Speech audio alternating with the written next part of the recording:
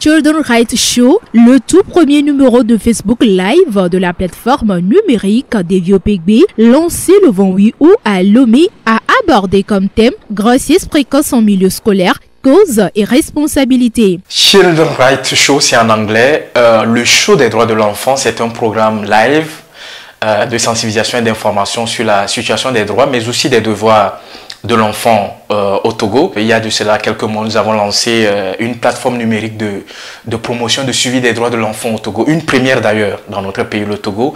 Donc il était important pour nous, et nous sommes en train de travailler là-dessus, de concocter un certain nombre de programmes afin de promouvoir les droits de l'enfant, attirer l'attention des gouvernants sur un certain nombre de problématiques qui violent les droits de l'enfant dans notre pays. C'est dans ce cadre-là que nous avons pensé à Children Rights Show, qui permettra chaque fin de semaine de pouvoir animer un grand live sur une problématique qui touche à la situation des droits, mais aussi des devoirs de l'enfant dans notre pays. Et nous avons lancé officiellement ce programme-là ce dimanche 28 août 2022. L'objectif du projet Children Rights Show est d'apporter des informations fiables et sensibiliser les parents sur leur rôle dans le développement et l'épanouissement des enfants dans la communauté, notamment dans la cellule familiale et dans le cadre scolaire. Alors, vous savez, depuis un certain nombre d'années, nos États, notamment le Togo, tout comme ses pays voisins, notamment le Bénin et le Burkina Faso, pas plus loin également le Ghana, sont confrontés à un phénomène sans précédent dans nos écoles, qui est le phénomène des grossesses précoces en milieu scolaire, qui constitue véritablement un casse-tête, autant pour moi, pour nos autorités publiques. Et vous savez, les autorités publiques ou le gouvernement investit beaucoup de moyens pour juguler ce phénomène. Malheureusement, on se rend compte que le phénomène persiste toujours.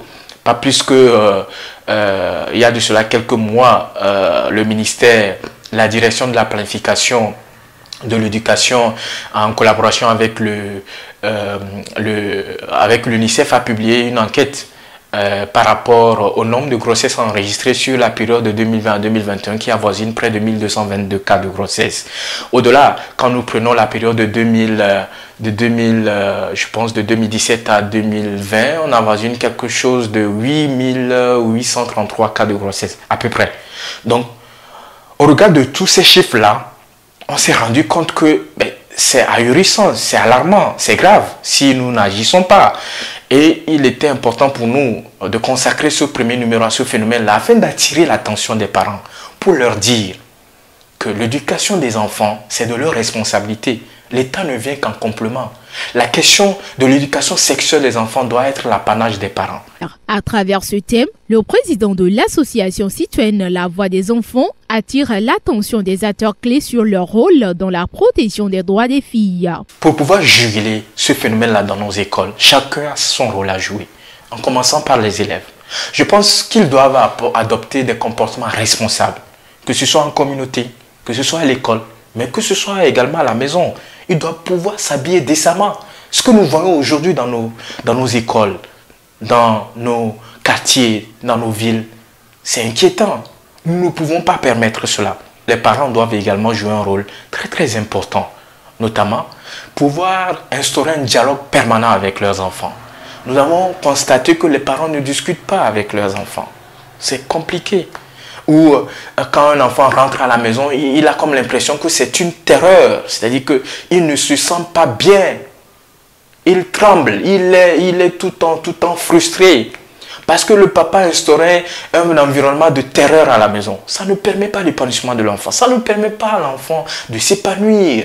Au-delà, il doit pouvoir se former sur un certain nombre de thématiques qui ont un lien avec l'éducation sexuelle.